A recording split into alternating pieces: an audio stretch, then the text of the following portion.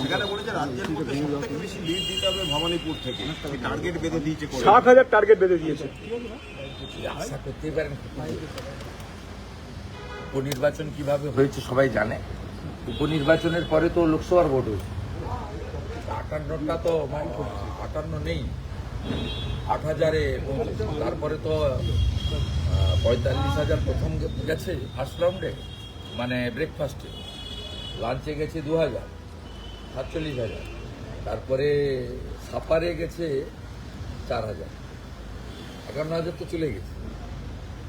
তৃণমূল বলছে ভবানীপুরের আদি বিজেপিরা তারা সব ভোট দেবে তৃণমূলে, শ্রমিক সুকান্ত এদের নিজেদের লড়াই আপনার সঙ্গে, সেই জন্য মানে যারা আদি রয়েছে তারা সবাই তৃণমূলে ভোট দেবে। বিজেপি একটা, এদিন থেকে যে বিজেপির সদস্যপদ গ্রহণ করে সেই বিজেপি, তা আমার কথা নয়, আমাদের সর্বভারতীয় নেতৃত্ব।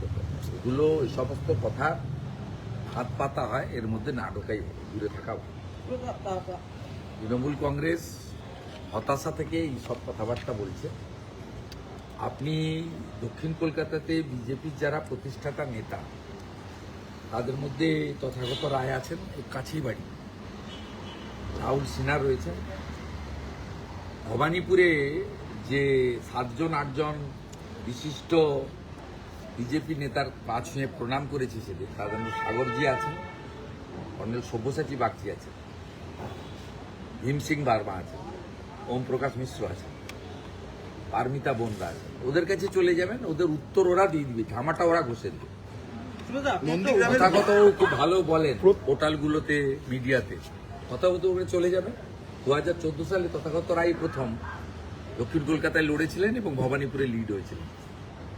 আমার পরম প্রাপ্তি আজকে তথাগত বাবু মেসেজ করেছেন, আমি এই বয়সেও তোমার জন্য ভবানীপুরে কিছু করতে চাই, কি করতে হবে বলো, কখন যেতে হবে বলো, কর্মসূচিগুলোকে আমাকে সূচনা করে, পরম প্রাপ্তি। নন্দীগ্রামের যারা পুরনো তৃণমূল কর্মী, বুথভিত্তিক কর্মী, তারা বিজেপিতে যোগদান করছে, মানে এই পবিত্র করকে তৃণমূল প্রার্থী করলো বলে কি পুরনো তৃণমূলরা সব বিজেপিতে চলে আসছে?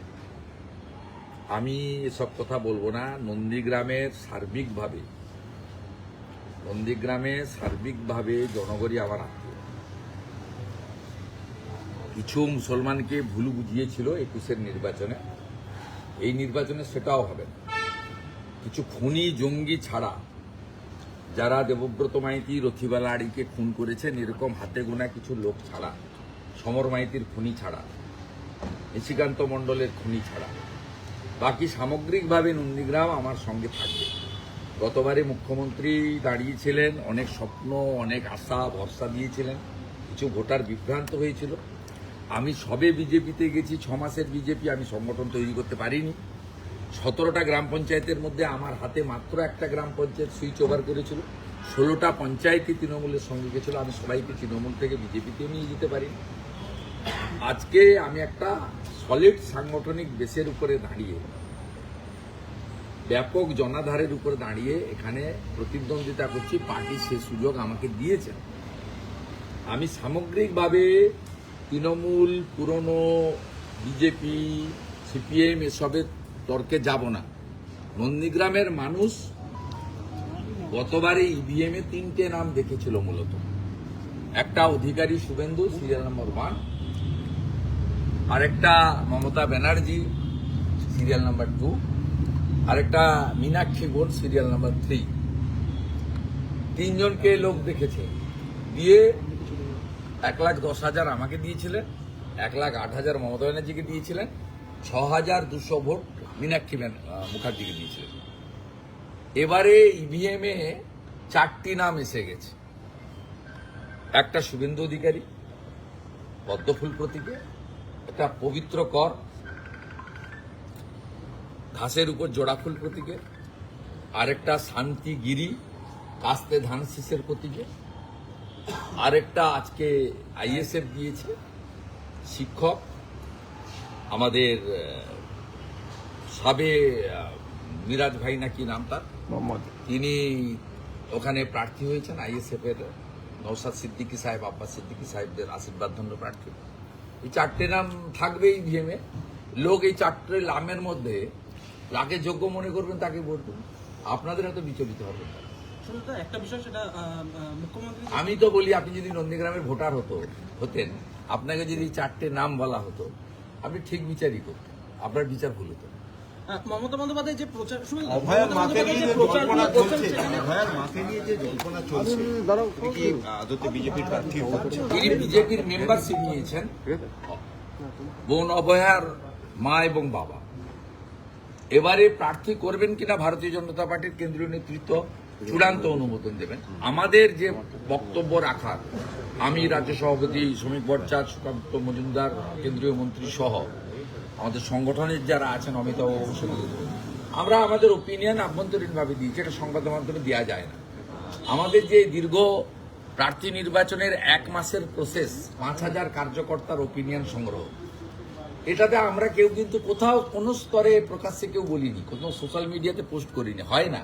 বিজেপি কমপ্লিটলি ডিসিপ্লিন অর্গানাইজেশন, এবং এখানে প্রার্থী চূড়ান্ত করেন রাষ্ট্রীয় অধ্যক্ষ নবীনজির পৌরোহিত্যে, প্রধানমন্ত্রী নরেন্দ্র মোদীজির উপস্থিতিতে কেন্দ্রীয় নির্বাচন কমিটি। অর্থাৎ প্রার্থী নির্বাচনের ব্যাপারটা আমাদের এখনো 38টা আসন ঘোষণা হয়নি। আমি আশা করছি, আমার সঙ্গে সুনীলজির কথা হয়েছে যে অতি সত্বর ঘোষণা হবে, কারণ এই 38টার মধ্যে বহু আসন রয়েছে যেগুলো খুব সম্ভাবনাময় আসন, বিজেপির দুর্গ। আর সেকেন্ডলি হচ্ছে আমাদের যেটা আপনি প্রশ্ন করেছেন তার উত্তর হলো বিজেপির পরম প্রাপ্তি অভয়ার বাবা মা ভারতীয় জনতা পার্টির প্রাথমিক সদস্যতা পদ তারা অনলাইনে নিয়েছেন 2 দিন আগে। এটুকু আমি বলতে পারি, তারা বিজেপি পরিবারে সামিল হয়েছেন। একটা আইনি জটিলতার কথা শোনা যাচ্ছে ওনার প্রার্থী হওয়ার ক্ষেত্রে, মানে আমি এগুলো জানি না বলবো। মমতা বন্দ্যোপাধ্যায় প্রচারে পিডব্লিউডি কে ব্যবহার করা হচ্ছে, এরকম আমি পোস্ট করেছি, করতে পারেন না।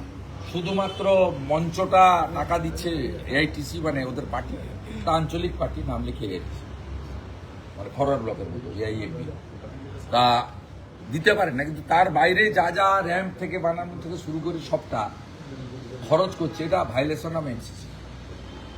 ইলেকশন কমিশনের অ্যাকশন নাও। আজকে ফের মুখ্য সচিব বিপদে পড়বেন। আপনি যা এগুলো অ্যালাউ করছেন কেন আমি জানি না। আপনার উচিত সিও বা রাজ্যের অবজারভার সুব্রত গুপ্ত এদের সঙ্গে পরামর্শ করা। চিনিঘাটা মেট্রো মামলায় আবার রাজ্যকে ধমক দিয়েছে। স্বাভাবিক, এইভাবে ডেভেলপমেন্ট আটকানো যায় না। এর আগে একটা থাপ্পড় খেয়েছে জাতীয় সুরক্ষার প্রশ্নে, সীমান্তে জমি দেওয়ার প্রশ্নে, আজকে আরেকটা থাপ্পড় খেয়েছে। এইরকম থাপ্পড় খেতে খেতে যাবেন। আর 4 মের পরে ভারতীয় জনতা পার্টি এলে হাসিমারা এয়ারপোর্টের জন্য জমি দেবে, বাগডোগরা এয়ারপোর্টকে বাড়ানোর জন্য জমি দেবে, মালদা বালুরঘাট এয়ারপোর্ট চালু করার ব্যবস্থা করবে, কলাইকুণ্ডা এয়ারপোর্ট চালু করার জন্য জমি চেয়েছে 25 একর, সেটাও আমরা দেব। কলকাতা এয়ারপোর্টের আরেকটা নতুন এয়ারপোর্ট করার জন্য জমি চেয়েছে ভারত সরকার, সেটাও আমরা দেব। 61টা হিলি বালুরঘাট থেকে, পাঁশকুড়া থেকে ইড়পালা হয়ে ঘাটাল পর্যন্ত,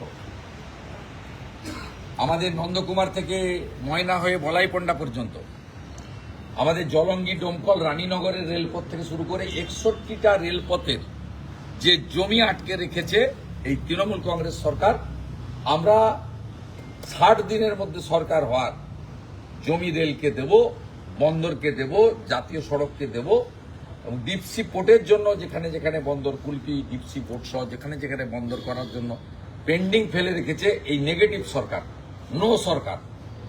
শুধু জনগণকে বলবো, no vote to Mamata, vote for BJP করুন। বাকি রাজ্য কিভাবে দ্রুততার সঙ্গে এগিয়ে যাবে উত্তরপ্রদেশ মহারাষ্ট্রের মতো, সেটা শুধু দেখতে থাকুন। আজকে ফের আর্জি করে আবার একটা মর্মান্তিক মৃত্যু, এবং শৌচাগারে 100 মিটার দূরে শৌচাগারে নিয়ে যাওয়া হয়, এবং তারপরে তার মৃত্যুর অভিযোগ। এবং রোগী কল্যাণ সমিতির পক্ষ থেকে অতীন ঘোষ তিনি বলছেন যে এটা এমএসবি জানতো এবং এমএসবি কোনো ব্যবস্থা নেয়নি। একে অপরের ঘাড়ে দোষ চাপানো, যেমন বিনীত গোয়েলরা অপকর্ম করেছে, সঞ্জয়ের ঘাড়ে দোষ চাপিয়েছে। সন্দীপ ঘোষরা অপকর্ম করেছে, অন্য লোকের ঘাড়ে দোষ চাপিয়েছে। এত বরাবর এই জিনিসই এই সরকার করে। সব দোষের মূলে একজন 15 বছর ধরে স্বাস্থ্য এবং পুলিশ মন্ত্রী থাকা রাজ্যের মুখ্যমন্ত্রী মমতা ব্যানার্জি, যে গুরুদায়িত্ব আমি 21শে নন্দীগ্রামে পালন করেছি, সেই গুরুদায়িত্ব আমি ভবানীপুরে এবারে পালন করব। একে হারিয়ে দেন, একে প্রাক্তন না করলে এরকম ঘটনা প্রত্যেক দিন ঘটবে।